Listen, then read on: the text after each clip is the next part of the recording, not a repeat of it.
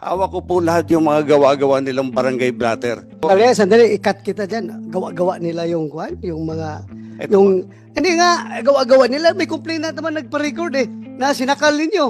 Tapos gawa-gawa na naman ng barangay. Your Honor, yung I don't want to listen to lies, no? Alam mo, makukontem ka dito kapag sige ka diyang insist na mga lies mo, ha? Hindi po next po ng documents po ito, Your Honor. Documents po ito. Documentary yung hawak nila Ang baril ko po, isang amok. Ano, no? Isang amok po siya na adik. Amok nga, yun ang claim mo. Pero, Hindi, napatunayan, ang investigasyon dito, wala nakikitang konsilyo. Kaya ka nga, na-desisyon na i-dismiss Kaya ka hindi na-promote siguro dahil katakot-takot Hindi, ang kaso kinakarap mo. Your Honor, Dapat mo kaso dito, Your Honor, gusto ko sanang ipakita sa inyo po ito para matulungan nyo ako. ano? Tulungan yung pamilya ko. Bakit? Exonerated po ako nung dinismiss po ako Ha? Exonerated po ako nung dinismiss po ako Kaya nga po ako humingi ng tulong sa inyo. Bago Hindi- man lang ako hindi- mawala, sana, maklear to. Tingnan mo yung kaso niya. Baka, kaya mong reinstate o kaya mong i-dismiss uli. May sabi niya, may hawak siyang papel ng exoneration Tingnan nyo yan, tingnan nyo. I think po ibang case po ito. Ibang case na naman yan. So, So, six po. kadami mong case talaga. Ang dami. Sa barangay lang po nila, narami hong blatter concerning Mr. Willie Gonzales. And I have with me here summary of cases of Mr. Gonzales. Parang 10, no? Andito Senator po sa GB, akin. Senator GB, ilan dyan ang grave threats sa mga Isa po, merong robbery, prostrated homicide, obstruction, perjury, robbery, prostrated homicide, grave threat, violation of PD 1866, grave coercion, and light threat. So may grave threat, may light threat. Ito pong nasa half screen po, Mr. Chair, are blatters, no, sa barangay po nila. Mukhang sa barangay nila, mukhang hindi rin maraming kaibigan si Mr. Gonzales. Siguro si Barangay Captain Kalma. Kayo po bang barangay kung saan nakatira si Mr. Gonzales? Sino po? Kapitan Bimbo de la Cruz. Ano pong barangay nila? Magandang araw po.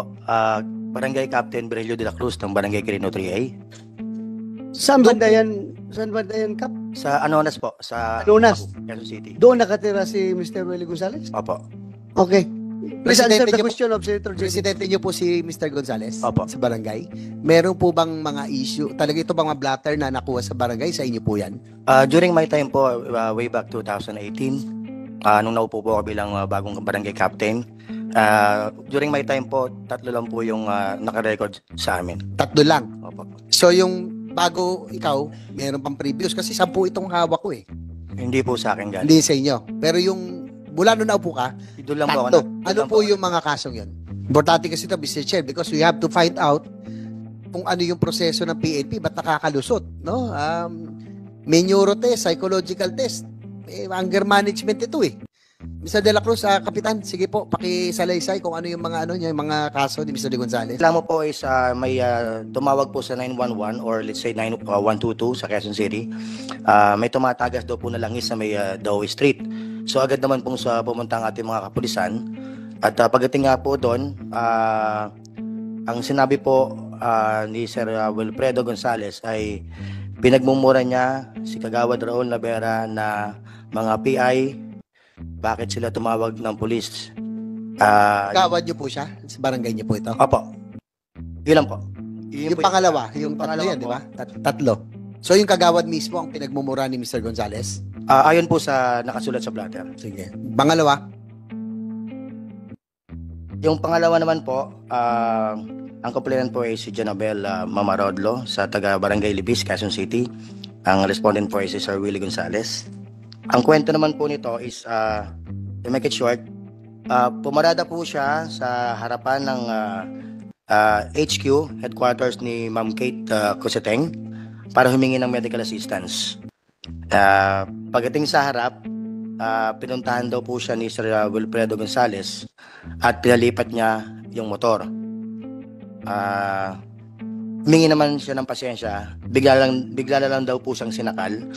Pati rin po yung anak niya na kasama po.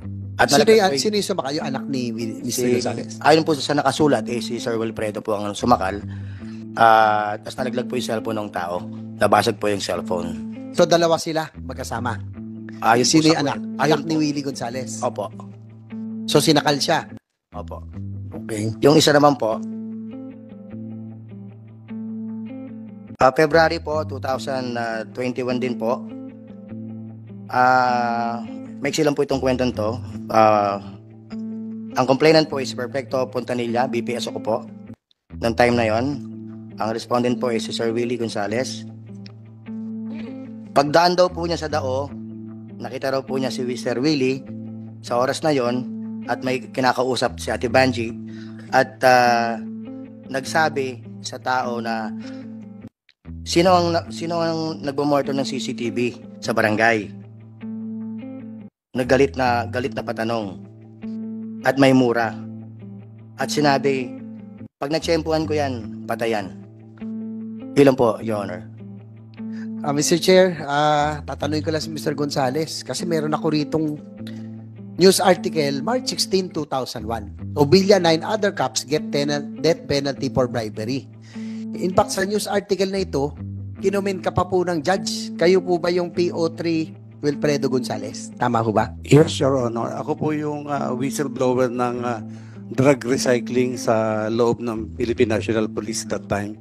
Opo, kasi ito nga po, sabi ni Judge Peralta, he commended witnesses PO3 Wilfredo Gonzales and SPO3 Renato Resurrection for mastering the courage to expose an anomaly against their colleagues and superiors. Kumbaga, yung mga senior officers mo, kayo po ang nag-witness at kumbaga kayo ang nagsabi na talaga may nangyaring bribery. Tama ho ba? Yes, Your Honor. Ito pa, continue. Two men who were Obilya subordinates had blown the whistle on the bribe. Gonzales testified that Obilya tried to give him 15,000 as his share but he refused to take the money.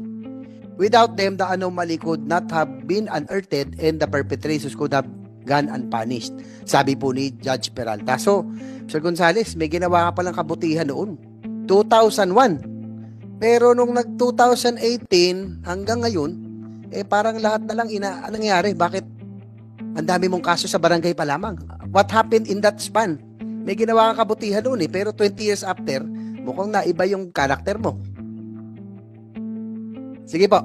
Your Honor, mabuti nga po na nabuksan po natin itong issue to. Mula po nung mag-whistleblower po ako, nabaril ang bahay ko, nasira pag-aaral ng mga anak ko, nahinto. Pero hindi po ako umatras. Sabi ni Chief PNP Mendoza doon, tsaka si General Aglipa, huwag kang atras kahit nang bigyan ka ng pera. May nag-bribe po sa akin ng 3 million. Sinorender ko po sa Station 9. Kila Colonel Uvilla po at Colonel De La Cruz. Pero hindi ko po alam na nanakawin lang po pala. Magbula po noon, katakot-takot na po ang naging kalbaryo ko po sa serbisyo. Kahit madami po akong medalya, tinutumbasa naman po ako ng 14 na kaso. Anong mga kalbaryo na pinagdaanan mo? Sa serbisyo? Kinasuhan po ako ng mga kung ano, yung robbery po, hindi po ako po yan. Yung theft, hindi po ako po yan. Yung coercion, lahat po yan, dumaan po sa Congress nung araw. Dahil inihiring po yung complainant na may hines na alleged witness sana namin naging hostile po dahil nabigyan ng pera. So, kalbaryo, pinagsasabi mo, anong connection yung pagbaril mo, yung may nabaril ka na, saan yung picture nitong binaril mo? Kasama ba ito sa kalbaryo mo dahil doon sa ginawa mong pag-testify against your Your Honor, superior? Your Honor, yung nabaril ko po, isang amok. Ano? Isang amok po siya na adik. Amok nga, yun ang claim mo. Pero Hindi, napatunayan, ang investigasyon dito, wala nakikitang kutsilyo.